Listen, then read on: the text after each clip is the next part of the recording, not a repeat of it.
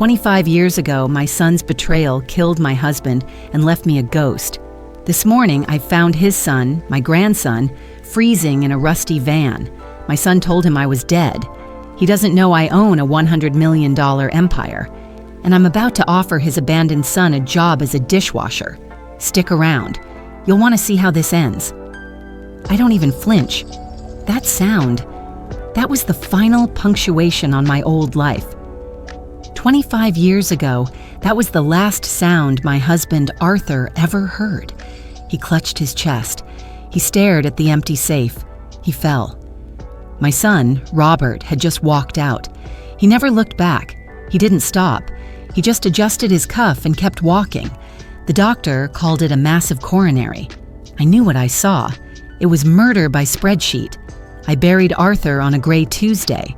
I buried Victoria right next to him. The person who walked out of that cemetery wasn't a wife or a mother. She was a ghost, and I built this empire from the ice. That ice built this. This is the Devereaux Tower, my fortress, 68 floors above the pavement, where the air is thin and the noise of the past, can't reach me. The world knows me as Victoria Devereaux, the Steel Queen of Chicago's culinary scene. They read about the Devereaux Group in the Wall Street Journal. They see the woman in the charcoal blazer, the one whose whisper can bankrupt a supplier. They see the power. They see the results. They don't see the ghost. This apartment, this Lung Mo, as I call it, is my design. After Arthur, I purged our old life. I scrubbed the memories. I sold the lake house where Robert took his first steps. I burned the photographs. I ripped out the warm mahogany and the soft carpets. I replaced them with this: clean lines, hard surfaces, nothing unnecessary, nothing to catch dust or memories. My routine is the only thing that keeps the silence from swallowing me whole. 5 a.m., market analysis from Tokyo and London. 7 a.m., reviewing nightly reports from my 23 restaurants. 9 a.m., the mask goes on. I walk into the boardroom at 9:01 a.m. The VPs are already seated. They always are. They wait. They watch. They fear. Yesterday, I tasted the new bisque at the Gold Coast flagship. It was acceptable. Acceptable is a failing grade. I slid a single report across the polished surface. The margins on this branch are down 1.4%. Martin, your food cost projections were optimistic. A man 20 years my junior, a man with an MBA from Harvard, started to sweat. Victoria, the supply chain issues. I held up one finger. Silence. Solve it. I never raise my voice. I don't have to. When you have built an empire from the ashes of your own life, a whisper is all you need. This is what they see. This is the Steel Queen. It's a useful mask. But the mask comes off when I return here, to the penthouse. I walk through the halls. I trace the cold marble of the fireplace. I straighten a book on the shelf, a book no one, including me, will ever read. My executive assistant, Margaret, is the only one who sees me here. She's been with me for 15 years. She appeared in the doorway earlier tonight, a tablet held in her hands. Mrs. Devereaux, the final quarterly reports are uploaded to your secure server, and the jet is fueled should you still wish to visit the Napa Vineyard tomorrow.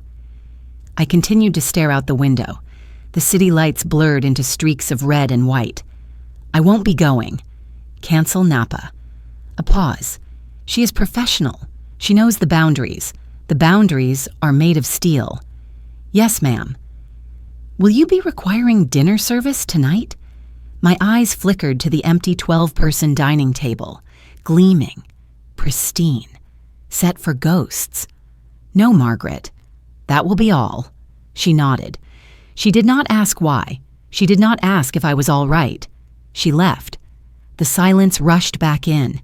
It is my only true companion. This empire. It was supposed to be a fortress, a monument to Arthur's hard work. It became a cage, a very beautiful, very empty cage. I have everything. I possess nothing. I stop in front of a sleek, brushed steel panel on the wall. It looks like a piece of modern art. I place my thumb on a biometric scanner. The panel slides open, silent, revealing a heavy-duty safe. I liquidated everything from our old life. Every stock certificate, every piece of furniture, every photograph of him, almost everything, tucked behind the bearer bonds, behind the property deeds to half of Streeterville, behind the contingency plans for my $100 million empire. There is one thing.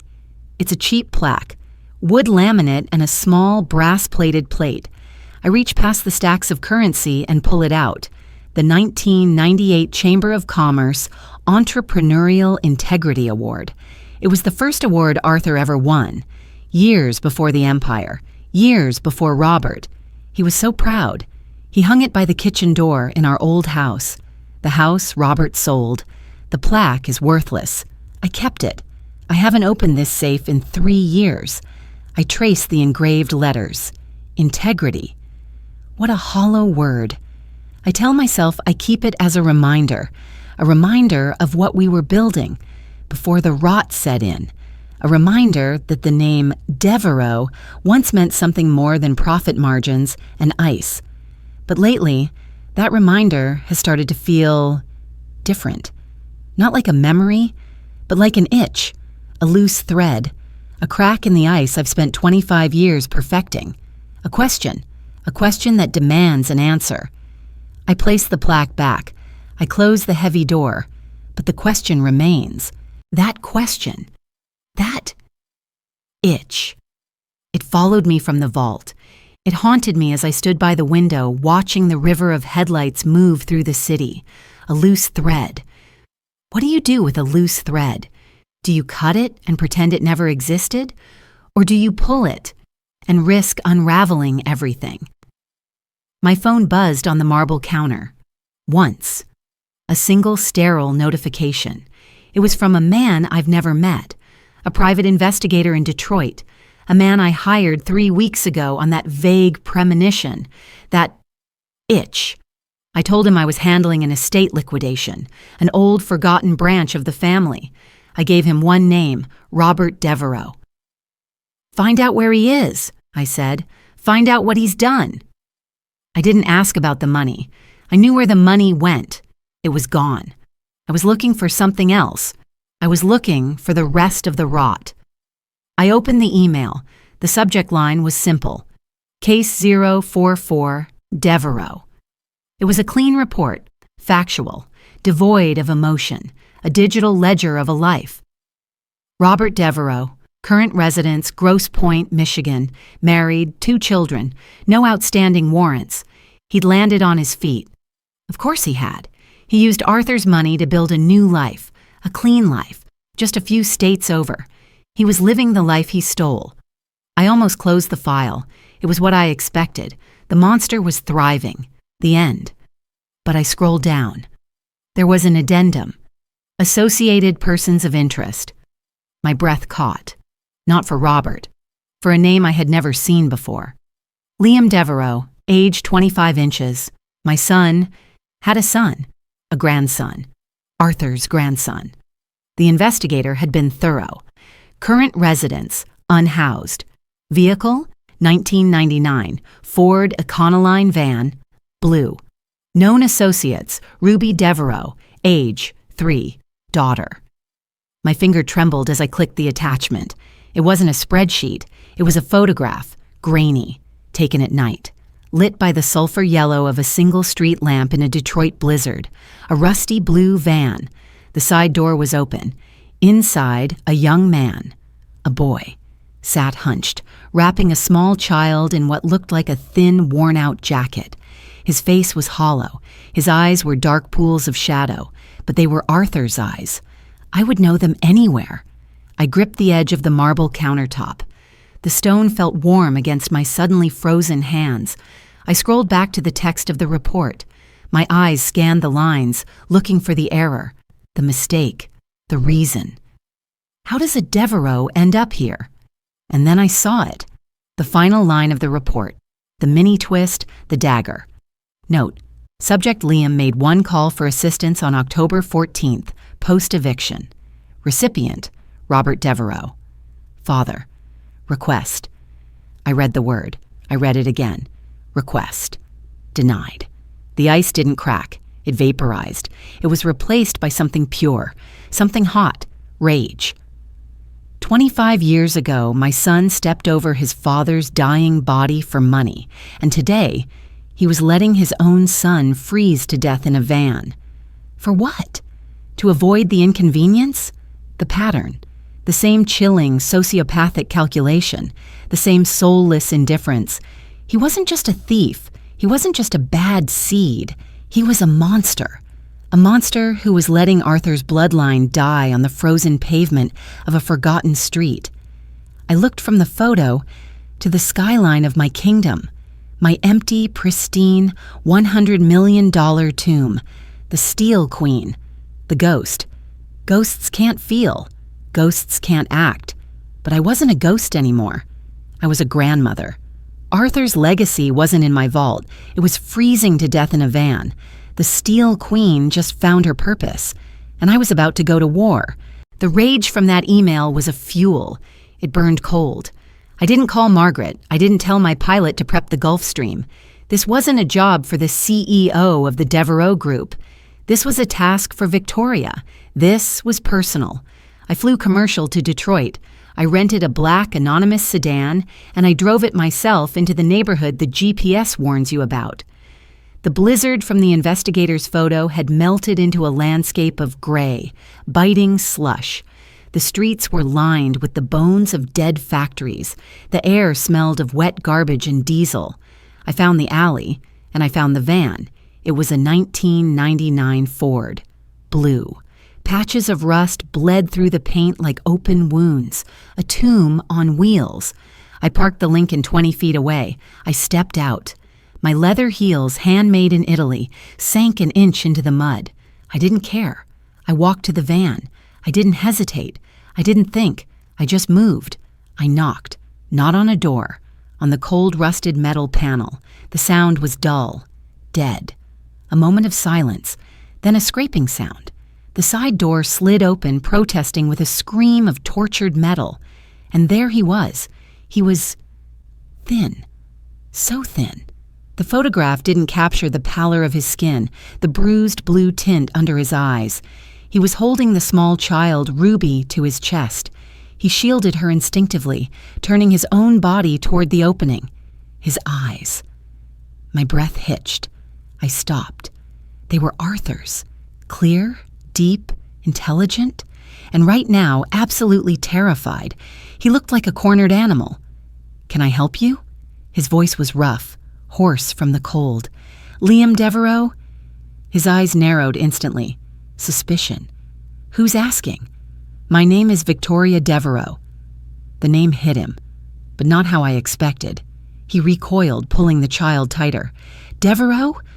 Like him?" His voice dripped with a lifetime of resentment. So Robert hadn't hidden his name, just his family. "He is my son," I said. "Then you're wasting your time." His voice was flat. "We don't want anything from him." He started to slide the door shut. "I'm not here for him." My voice was sharp. It stopped him. "I am Arthur's wife." He stared, confusion. "I am your grandmother." The silence in that alley was deafening. Just the drip, drip, drip of melting ice from a broken gutter. He just stared. He was processing 25 years of lies in a single frozen second. His voice cracked. "He told me you were dead. Both of you, in a car crash, years ago." "Your father," I said, the words like chips of ice, "is a prolific liar." I looked at the child in his arms. My great-granddaughter. Her face was pale. She coughed. A dry, hacking sound that echoed in the tiny metal space. The rage returned, cold, precise. My first instinct, the CEO instinct, was to solve the problem with a checkbook. "Pack your things. The jet is waiting. I will buy you a house. I will give you a trust fund. I will erase this nightmare." But I hesitated.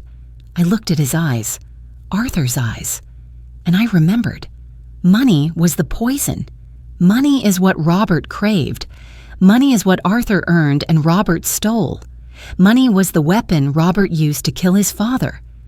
What if I gave this boy, this man, a blank check, and it just activated the same rot, the same entitlement? What if the poison was hereditary? He was a Devereaux, but which Devereaux? Was he Arthur, a builder, a man of integrity, or was he Robert, a taker, a parasite? I had to know. I couldn't just give him the empire. I had to see if he was worthy of it. This wasn't just about saving a life. This was about finding an heir.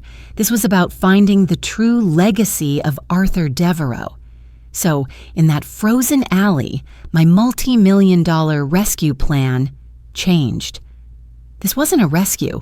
It was a test. I needed to see his soul. And you can't see a man's soul when he's counting your money. You see it when he's on his knees, scrubbing a floor. I needed to see him work. I needed to see him struggle. I needed to see if he would cut corners, if he would complain, if he would steal. I needed to know if he had integrity. That word, from that cheap plaque in my safe, it all made sense. My father, he left us, Liam whispered, his pride finally breaking. I know, I said. I am not him. I made my decision. You're coming with me. Both of you, back to Chicago. I'm not asking. I'm telling. Your daughter is sick. You are starving. This ends. Now.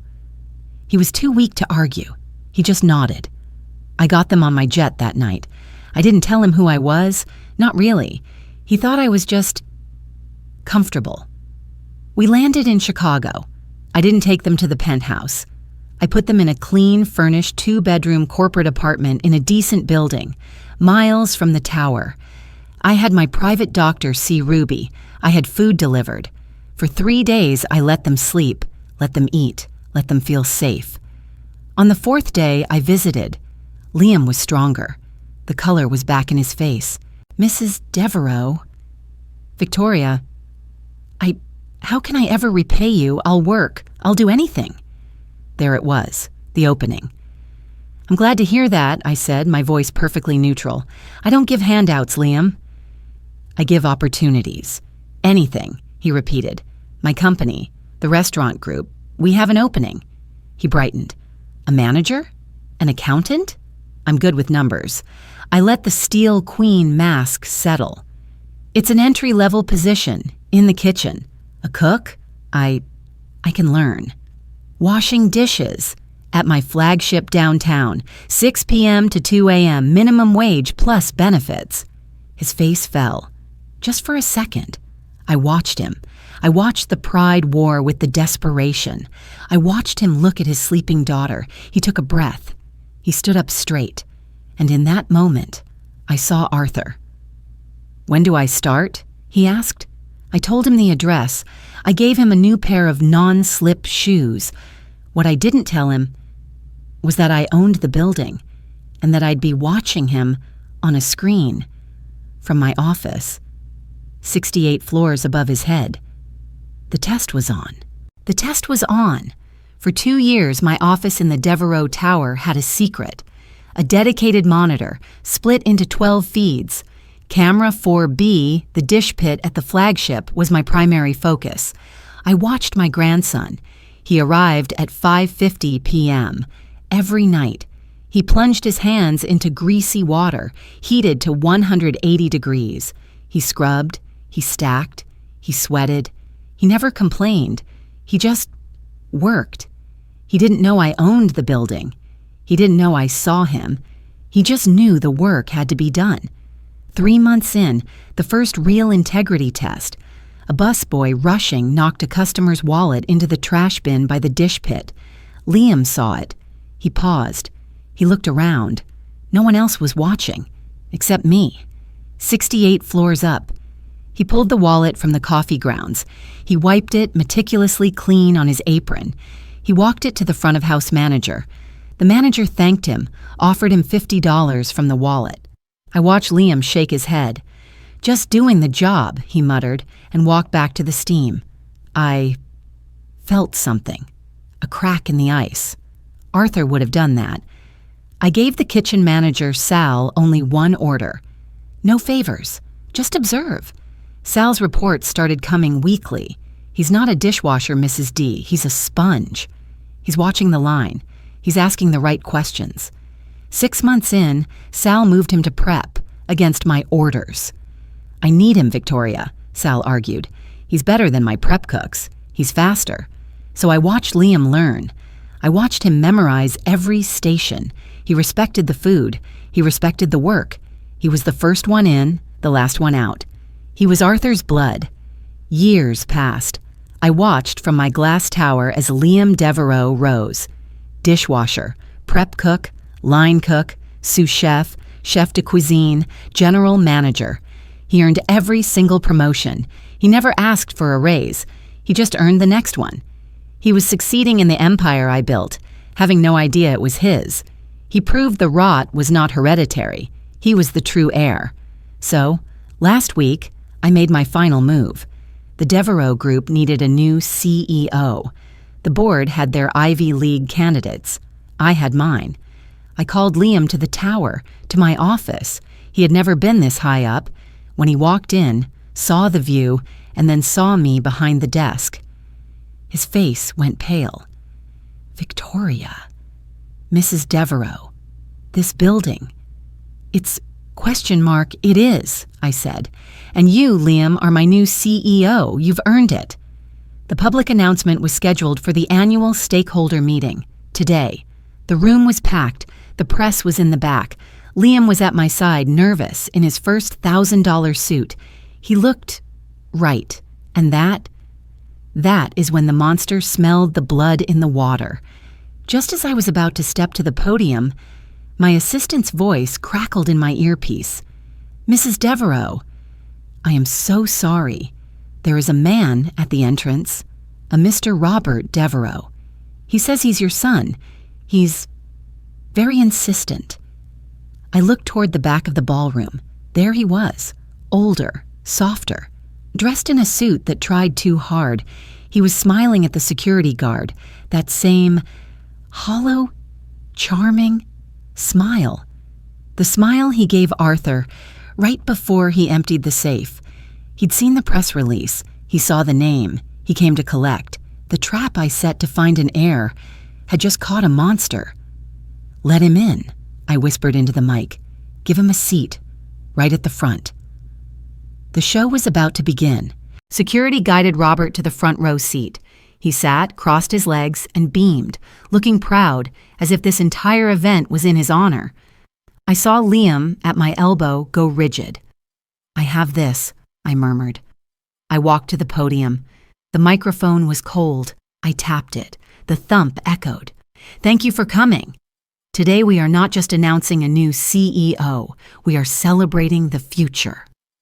Before I could continue, Robert stood up. Cameras flashed. Victoria, mother! His voice was oily, loud. He spread his arms wide. I had to be here. I'm so proud. So proud of the legacy our family continues to build. The room froze. I just stared. Robert's smile faltered. He wasn't used to my silence. It's wonderful to see the family name. Passed down, he stammered. I'm just here to support the family. Support the family. My voice was quiet, but the microphone was sensitive. It's been 25 years, Robert. Far too long, he agreed, trying to make this a reunion. I'm here to fix that. I'm sure you are. You speak of legacy, I said. Let's talk about the Devereaux legacy. I turned from him. I addressed the board. Most of you are new. You see this tower. You don't know how it truly began. You don't know the foundation. The Devereaux legacy, I continued, my voice perfectly cold, began with my husband, Arthur. A man who built this company on one single word. I reached under the podium. I held up the cheap wood laminate plaque from my safe. I held it up for the cameras. Integrity. The room was silent. This was his first award. He treasured it. It was the foundation of his legacy. I locked eyes with Robert. Do you remember it, Robert? Or were you too busy calculating the value of the bonds in his safe? A collective gasp. Robert paled. Mother, this is not the time or the place. It is exactly the time and place, I said. My voice never rose. It just cut. It became a corporate matter 25 years ago when you emptied our accounts and stole your father's life savings. The press cameras flashed, not at me, at him. It became a public matter when Arthur discovered it, and his heart stopped. He died on the kitchen floor while you walked out the door. That, I said, is Robert's legacy. He sputtered. This is slander. It was a heart attack. Quote. Slander? I motioned to my assistant. The main projector screen behind me flickered to life. It wasn't a spreadsheet. It was the photograph. The rusty blue van, the snow, the child. Does this look familiar, Robert? I pointed. My hand was steady. This is your son, Liam Devereaux, and your granddaughter, Ruby. This was taken 3 years ago, the night you received a call from him, begging for help, the night you told him, request denied. The night, my voice dropped, you let them freeze, while you sat in your comfortable house, built with the money that killed your father. That is your family support. Robert just stared, his mouth open. He was a failure, a mistake. He was your son. I turned away from him. I faced Liam. And this, I said, my voice finally filling with something other than ice, this is Arthur's legacy. I put my hand on Liam's arm. This is the man who started as a dishwasher, because I tested him, because I had to know if the rot was hereditary. This is the man who returned a wallet full of cash, who earned his place, who proved integrity wasn't just a word. I turned back to Robert. He was gray, defeated. I dropped a thick file onto the podium. The PI's report. This is the evidence. The statute of limitations is gone, but the court of public opinion is now in session. You came here to share the success. I took a step toward him. You will not get one dime. You are no longer a Devereaux. I looked to the back of the room. Security. Escort this stranger out of my building, permanently. He didn't fight. He just went. The heavy doors slammed shut behind him. The flashbulbs were blinding. It was done. The flashbulbs faded. The ballroom emptied, buzzing with the scandal.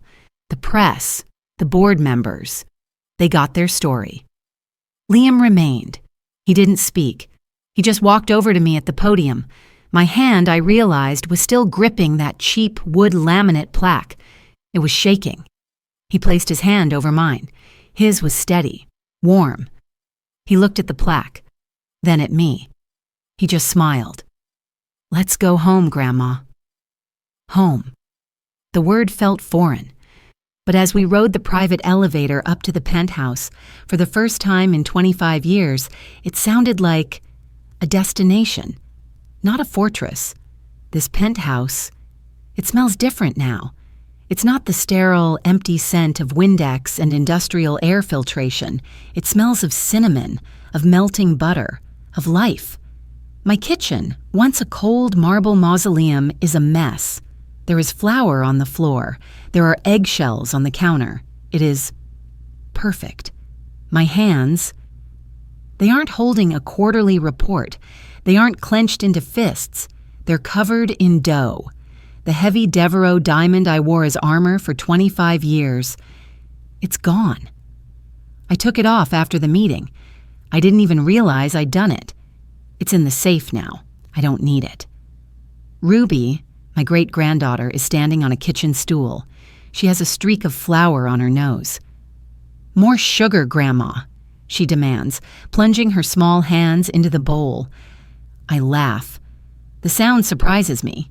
It's rusty, but it's real. Liam leans against the counter, watching us. He's not the CEO right now. He's not the manager. He's not the dishwasher. He's just a father. "You're a natural, Rubes," he says, stealing a piece of raw dough. "Hey," she yells, "Grandma is teaching me." He's right. I am teaching her. We're making Arthur's favorite apple tarts, the recipe, the one I hadn't touched since the day Robert, since the day I locked that part of myself away. Liam walks over. He picks up the integrity plaque. I'd left it on the counter when we came in. He wipes a smudge of flour off the brass plate. He doesn't say anything. He just sets it on the windowsill, in the sunlight, where it belongs. It's not in the vault anymore. It's not hidden. Arthur's legacy. It's breathing. The Steel Queen built an empire to protect a memory. She built a fortress of ice, but she forgot. Empires are cold. Families are warm. The ice is gone. The ghost has moved on. Victoria Devereaux is finally home. Ruby holds up a completely misshapen piece of dough, beaming with pride. I look at Liam. He's looking at me. His eyes, Arthur's eyes, are smiling. It took 25 years to understand the truth. Legacy isn't what you own. It's who you raise.